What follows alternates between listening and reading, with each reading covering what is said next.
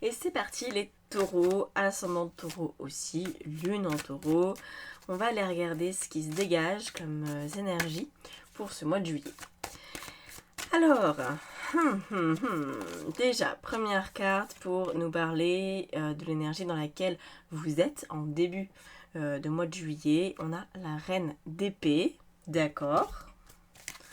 Apparemment, vous êtes vraiment en train de... Oula, oui. Un 9 d'épée par-dessus. Ok. On va même rajouter une troisième. Vous savez quoi? On va même en rajouter une troisième. Et un 9 de coupe. Ah, yes. Ok.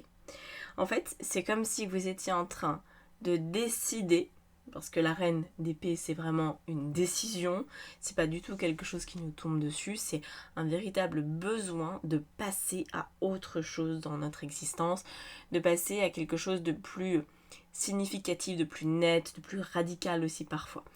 Et en fait, là où vous voulez du changement et où vous allez l'instaurer parce qu'en fait, vous le décidez, vous décidez de voir votre vie sous un prisme différent. Et ça va concerner donc le 9 d'épée, donc grosso modo, c'est vos soucis, la manière dont vous gérez vos problématiques de vie et la manière dont vous gérez aussi votre bonheur. C'est assez intéressant parce que quelque part avec ces deux cartes, on a le pire et le meilleur d'une vie d'être humain, à savoir les joies et les peines. Et vous, c'est comme si vous aspiriez peut-être à une vie dans laquelle il y a peut-être un peu plus de nuances, plutôt que de dire je vais super bien ou je vais super mal. Ça peut être dans une recherche d'équilibre en fait là-dedans, plutôt que d'avoir un émotionnel très changeant. Je pense que c'est là où vous allez prendre la décision d'être peut-être un peu moins versatile ou de tomber un peu moins vite dans une émotion défaillante. C'est comme si par exemple vous arriviez plus facilement, ou en tout cas c'est votre quête, c'est votre souhait pour ce mois-ci, vous alliez désirer vis-à-vis d'une situation qui a priori est plutôt négative, vous allez vouloir la regarder cette situation en vous disant peut-être qu'elle a quelque chose à m'apprendre en fait, peut-être que c'est pas tout noir, peut-être que c'est pas si négatif que ça en a l'air. Donc ça peut être l'idée de trouver du positif dans du négatif. Moi je trouve ça un peu restricteur de dire ça comme ça fait un peu développement personnel premier degré, mais il y a de ça. Et il y a aussi de trouver plutôt l'enseignement, je dirais plus les choses comme ça, parce que dans l'absolu, négatif et positif ça n'existe pas. C'est juste qu'on va y réagir de manière positive ou négative, mais en fait notre réaction elle appartient qu'à nous, ok. Donc là c'est vraiment une volonté, je pense, d'un équilibre émotionnel et vous ne voulez pas peut-être vous laisser grappiller par exemple un espoir, parce que du côté positif ça donne la même chose, c'est oh, c'est trop bien, c'est trop bien, c'est trop bien, puis en fait on voit même pas là où peut-être non c'est pas trop bien justement, il faut faire attention à ce petit élément, et on s'emballe et puis patatras. Vous voyez donc les excès d'enthousiasme ou au contraire de stress, j'ai l'impression que vous voulez les balayer de votre existence pour le mois de juillet en tout cas. Alors, on va aller regarder justement l'énergie dominante pour le mois de juillet. On a un roi de bâton. Alors, je pense que ça va clairement vous aider. J'ai fait une petite pause. Vous n'avez pas entendu, il y a un tracteur qui est passé, je vous ai épargné ça. Donc le chevalier de... J'ai dit le roi, le chevalier, c'est un chevalier. Le chevalier de bâton, il a vraiment une énergie forte à déployer, il a envie d'aller de l'avant, il est très passionné, etc.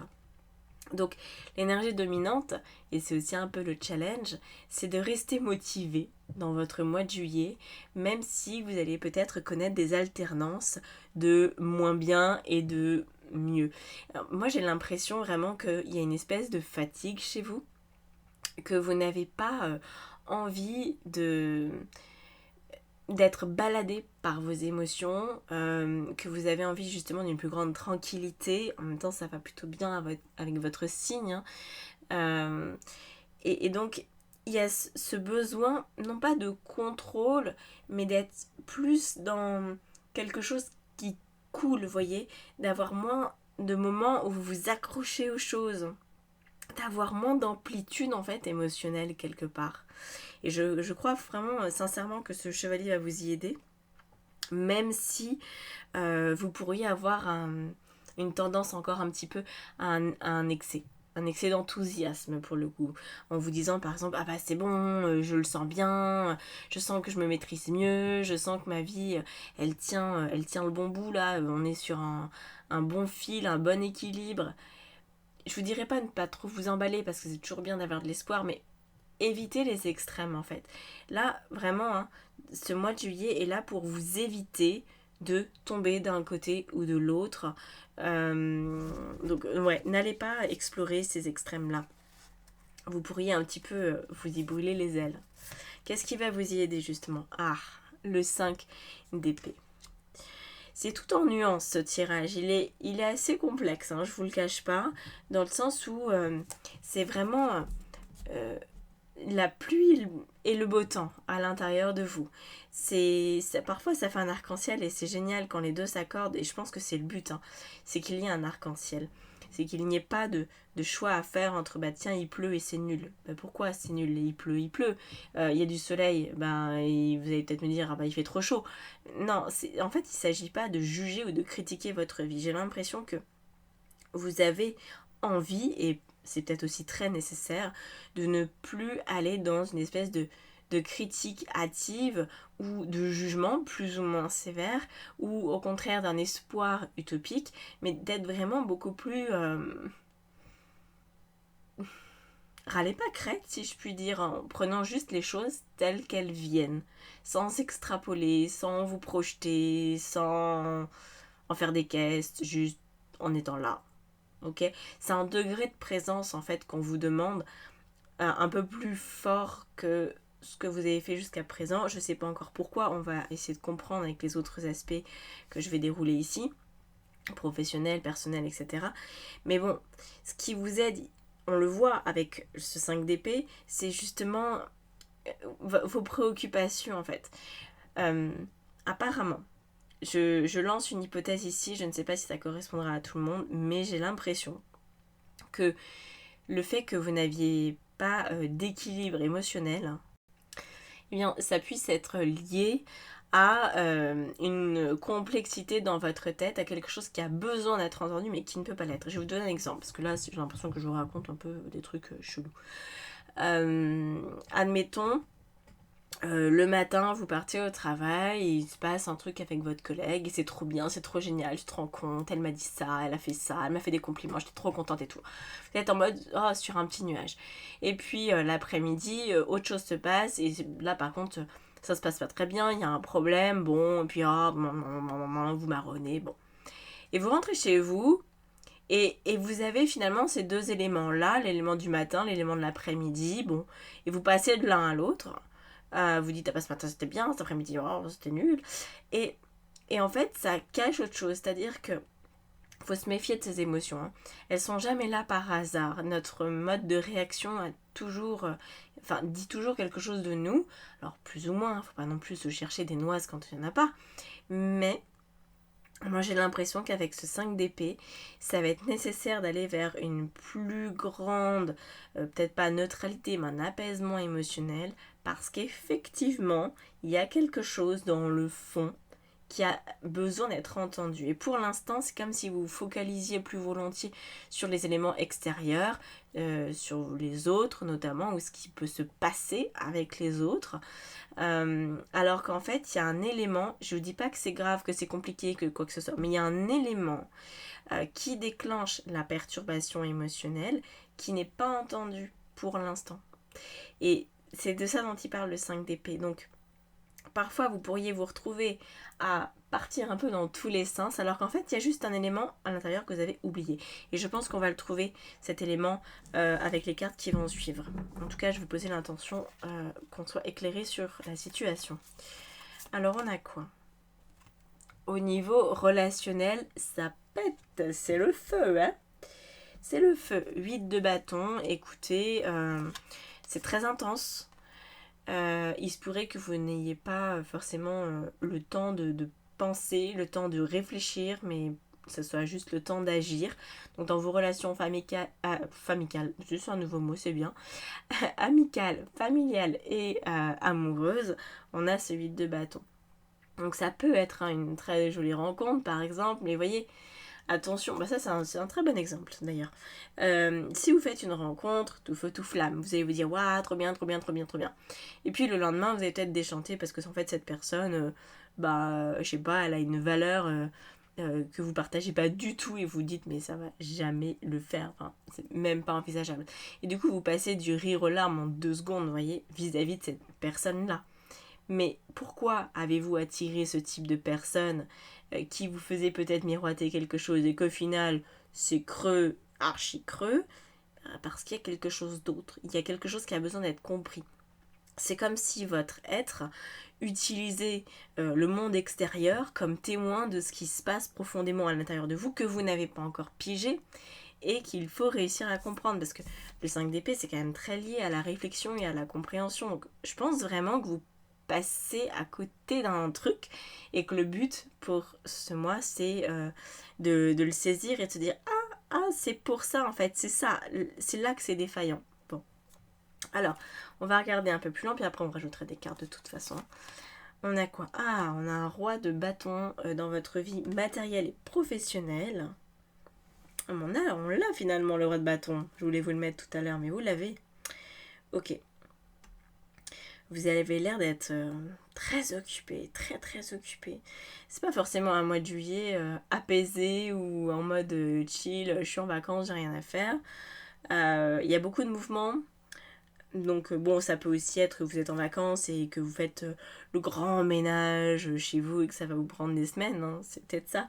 Mais au niveau vraiment de votre vie matérielle et professionnelle, on a un élan, on a une envie, mais je pense peut-être aussi que, comme je vous disais au tout début, vous avez envie de gérer votre vie autrement. Vous n'avez plus envie de passer du chaud au froid aussi rapidement qu'avant, peut-être parce que vous vous lancez dans un projet qui est important. Par exemple, si professionnellement, vous passez dans l'encadrement, admettons. Dans l'encadrement, vous ne pouvez pas vous permettre, on peut pas forcément se le permettre non plus quand on l'est pas, mais en vrai, un cadre qui gère du monde et qui s'emporte, qui sait pas se tenir dans ses émotions, qui n'est pas diplomate et qui sait pas dire les choses avec tact, mais les dire quand même, ça passe pas quoi. Ok, c'est un peu cet exemple-là ici, c'est-à-dire qu'on va vous demander, je pense la vie vous demande et vous sentez que ça arrive, on vous demande une forme de sérieux. On vous demande de pouvoir agir peut-être beaucoup et sur la durée, mais sans perdre pied, sans finalement vous laisser happer par une émotion un petit peu limite, un petit peu soit trop agressive, soit au contraire trop tristounette, vous voyez.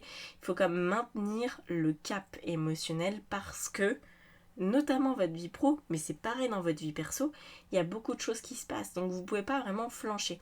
Et comment faire pour ne pas flancher? Il y a 2 solutions, hein. Il y a ceux qui s'accrochent coûte que coûte, mais qui se crament quand même au bout du compte, et puis il y a ceux qui prennent le temps, et je pense que ce sera vous, qui prennent le temps de se sonder intérieurement pour savoir où est la faille, où est-ce qu'il y a peut-être un besoin de vigilance, et comment on peut faire pour justement tenir bon, parce que faut avoir les épaules et les reins solides. Vous voyez, c'est vraiment cette ambiance-là pour ce mois de juillet. Alors, on va regarder justement, moi j'ai hâte de votre vie intérieure. Alors, qu'est-ce qu'on va mettre dans cette vie intérieure? Tiens, là, ça m'intéresse plutôt pas mal là. Ça, c'est bien ça. Encore un 9. Vous les avez presque tous. On a un 9 de denier. Ouais. Vous voulez apparemment passer un vrai cap. Et c'est ce que je vous dis, je pense que c'est d'avoir plus, d'avoir mieux.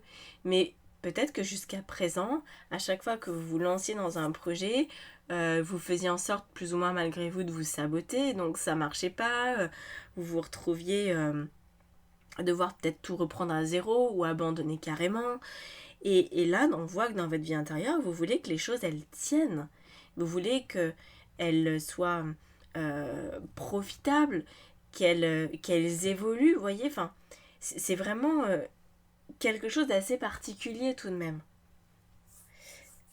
Ouais, c'est particulier. Je sais pas comment vous allez le ressentir, ce tirage, mais moi, je le trouve très particulier. Parce qu'en fait, on vous demande un travail sur vous pour plus qu'il y ait ce point de faiblesse. Cette faille, il y a une faille au niveau émotionnel et quelque chose qui vous fait dégoupiller. Soit qui vous rend trop idéaliste, soit qui vous rend au contraire peut-être un peu dépressif et du coup, euh, ça, ça bloque les choses. Soit ça va atteindre votre motivation si par exemple vous avez un coup de mou, vous allez arrêter de faire quelque chose alors qu'en fait la vie justement elle vous presse de le faire et elle vous presse aussi pour tenir sur la longueur. Soit vous allez euh, par excès d'enthousiasme vous tromper peut-être de projet, vous voyez, et aller dans une direction qui n'est pas la vôtre. Et ça vous le savez, je pense que c'est pas la première fois que vous vivez ce truc et vous voulez vraiment une situation beaucoup plus calme, beaucoup plus sécurisée. On va rajouter encore des cartes après avec les météores. Je pense que ça va nous finaliser cette situation là. Je me disais j'ai lu à l'envers un 9, mais non c'était pas un 9. Un valet d'épée. Ok.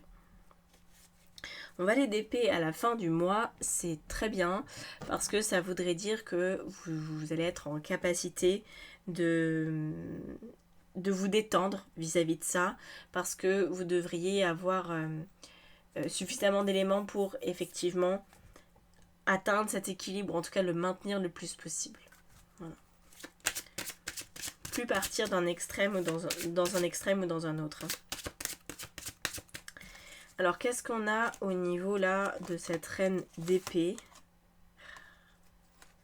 Amour durable. Alors ça c'est quelque chose, vous voyez, pour moi c'est à mettre à tous les niveaux de votre vie. Parce que je vous ai déjà parlé de ça, qu'est-ce qui va durer si on se lance dans un projet, si on est nommé cadre, manager, si on se lance dans un projet d'entreprise, si on se lance dans une nouvelle relation, tout ça, ce sont des choses qui se construisent, qui ont besoin de temps, qui ont besoin aussi d'une certaine continuité au niveau émotionnel. Si on change d'avis, si on se laisse parce que il y a eu tel ou tel événement, ça m'a pas trop plu, si on se laisse happer par ça et qu'on n'arrive plus du coup à retrouver la vision globale du projet, de ce pourquoi on s'est lancé là-dedans, il n'y a plus rien qui marche, voyez. Et vous voulez que ça marche. Vous voulez assurer vos arrières. Et je pense que ce qui vous a mis un peu dans le pâté ces derniers mois ou ces dernières années, c'est une émotion, alors très certainement, qui fait référence d'ailleurs à un élément de votre vie, voire même de votre enfance, en général c'est dans l'enfance, tous ces trucs. Un échec passé où depuis, voilà, vous vous comportez comme ça. Depuis, vous n'avez plus vraiment confiance. Depuis, vous n'allez pas jusqu'au bout de ce que vous entreprenez. Par exemple. Ok. Alors, sur les énergies dominantes, on a le besoin d'ancrage. Voilà. Alors ça, c'est aussi une récurrence. Quand on s'éparpille au niveau émotionnel, c'est qu'on n'est pas dans son corps. Quand on est dans son corps, on peut vivre les pires trucs. Ok. Bon. Et je traverse. Voilà. Franchement, c'est ça, on est un rocher au fond de l'océan, on s'en prend plein la tête, mais c'est pas bien grave parce que on sait que ça va pas nous détruire, on sait que... Parce que tant qu'on a notre corps, en fait, tant qu'on est vivant, tout va bien. Hein. Même si on est malade, tout va bien. Enfin, tout va bien, on s'entend, mais en tout cas, on peut conserver une force intérieure. Parce que l'ancrage donne le sens des réalités, donne la capacité à maîtriser ses émotions et à voir les choses telles qu'elles sont, à pas du tout aller dans les projections ou dans le passé, dans la nostalgie, tout ça. Ça, c'est complètement étranger aux personnes qui sont ancrées, enracinées. Donc, ça va vous aider. Faites des choses. Alors, franchement, les trucs New Age, les racines qui descendent du corps et tout, pour s'ancrer, ça marche 5 minutes. Hein. Mais si vraiment vous avez un problème d'ancrage, ça va pas faire des miracles. Hein.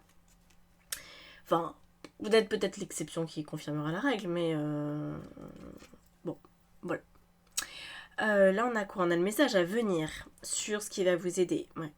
Je pense que, vous voyez, plus vous allez essayer d'atteindre cet équilibre émotionnel, plus vous allez comprendre. Comprendre ce qui vous fait défaillir. Et quand vous aurez mis le doigt dessus, ça ira. C'est une expérimentation, en fait. tout simplement. Enfin, tout simplement, je dis ça, mais moi je trouve ça simple vu de l'extérieur, toujours plus évident. Et puis je vois bien comment faire. Si vous avez besoin d'un coup de main, évidemment, je suis à votre disposition. Ce sera plutôt du coaching ou le programme là, de guidance en cas de séance de connaissance de soi. Je pense que ça pourrait vous aider. Mais voilà, c'est une expérience pour comprendre l'élément déclencheur et ne plus passer, en fait, si vous voulez, dans un extrême. Voilà. Alors, qu'est-ce qu'on a? Lâcher prise. Ah. Au niveau de tout ce relationnel qui est très, très, très... Hula! Olé! Hein.